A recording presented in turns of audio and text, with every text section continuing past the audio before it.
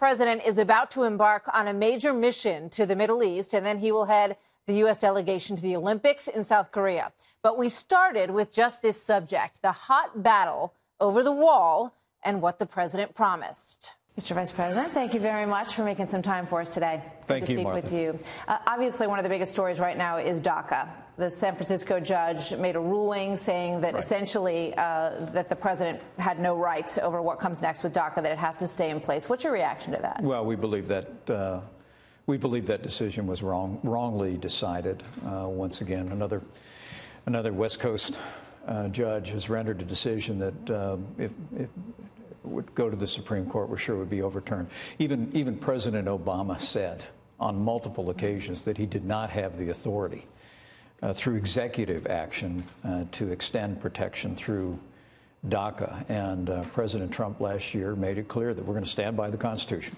Congress writes the laws, the president implements and upholds and executes the laws, and we're confident the Supreme Court would uphold that. But our hope is, as you saw yesterday, is to continue a dialogue with Republicans and Democrats on Capitol Hill and call on the Congress to come together to address issues of border security, to make the necessary changes, chain migration, visa lottery, and also deal with the DACA issue with the compassion. You're in the middle of that discussion, as we saw yesterday, a very active debate at the table, fascinating for everybody, I think, in America to watch. Yeah. But what does this do to your leverage when in the middle of that moment, this judge says basically that issue's off the table?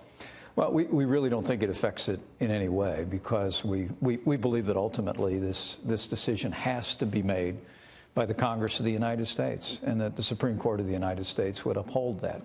Clearly, under our Constitution, the Congress writes the laws. The president executes them and implements them and upholds them, and we're confident the court would do that.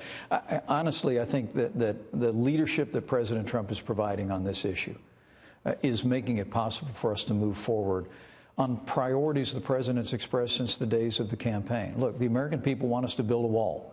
They want border security. They want to end the flow of illegal immigrants into this country and also illicit drugs that are tearing apart families and communities all across this country. They also, in the wake of those terrorist attacks in this country recently, they want us to end the visa lottery program. They want us to reform and end chain migration in this country. And ultimately, I think the American people also want us to deal compassionately with the issue of DACA. What the American people saw yesterday is, frankly, what I see every day as his vice president in one meeting after another, is President Trump bringing together people from diverse points of view, driving toward an objective, and we're confident.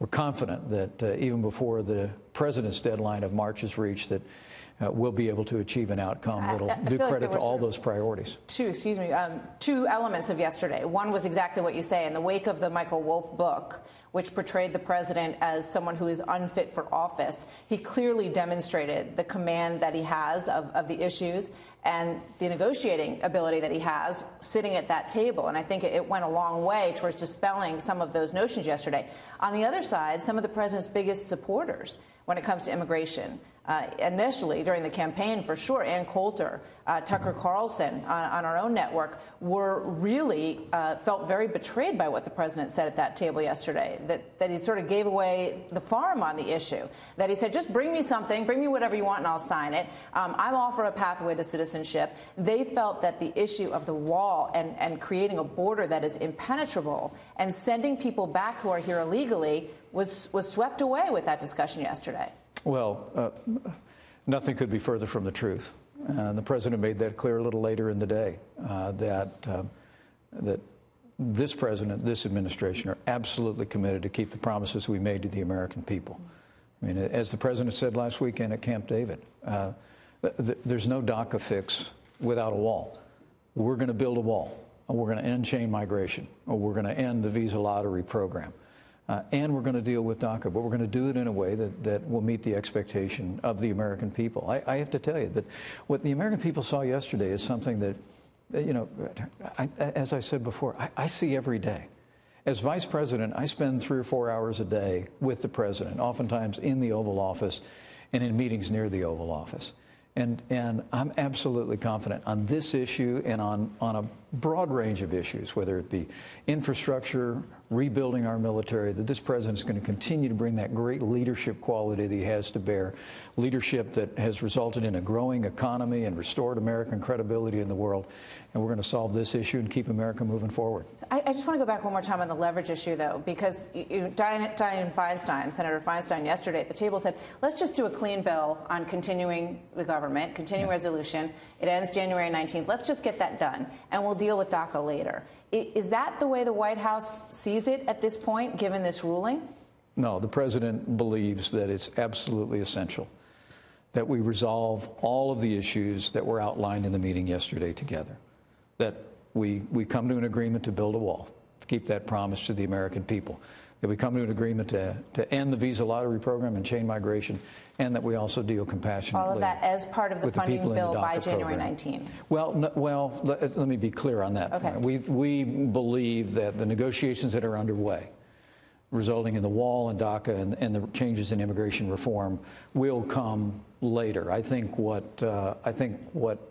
we believe is going to be possible is, as we make progress in reaching a bipartisan solution on these immigration issues, that's going to facilitate us making the kind of funding agreement possible in the Congress to move forward. It's absolutely essential that Congress step up, pass a spending bill to rebuild our military at the level that President Trump has been driving. Look, we have many challenges across the wider world.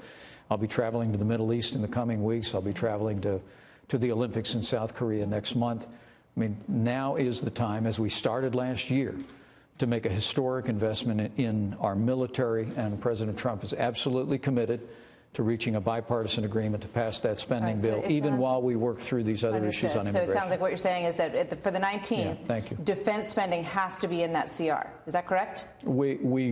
That's non-negotiable. President's made it absolutely clear that after years where sequestration has resulted in frankly, unacceptable budget cuts in our military, that we have to reach an agreement on what's called budget caps, that we have to make a historic investment in our military. It's going to take some negotiation on some other domestic spending. Democrat votes on board to get this passed, but we really believe they're going to want parity on things like opioids, is that? And this is a president who's made it very clear. He's deeply concerned about the opioid crisis facing communities and families across this country. We're prepared to support that. We're prepared to support more funding for veterans issues. The president signed another bill yesterday to expanding mental health benefits to our veterans. But we believe we can reach an agreement on the spending bill. It will likely be facilitated by the progress that we're making on the immigration issue, but we'll get the spending bill done in time for the American people and in time to make the investment in military that we need to make. And no DACA, no continuation of DACA without a wall. I think the president's been very clear. There's no deal on DACA without a wall. Without a physical wall. And not only without a wall, Martha, but also without ending the visa lottery program and ending the kind of chain migration that has resulted in people coming into this country that have done harm to Americans in recent months. We've got to make these changes. The American people want to see it happen. As I traveled across this country, not only over the last year, but during the course of the campaign, I heard from one American after another that the flow of illegal immigration, the flow of illicit drugs is tearing apart families and communities, has got to end. And border security and a wall are central to that, and President Trump's going to accomplish it. And you think you can get the 60 votes needed to do that? We're cautiously optimistic that he can, but make no mistake about it. There will be no deal on DACA unless there's funding for a wall and funding for the kind of changes in immigration that will put the safety and security of the American people first.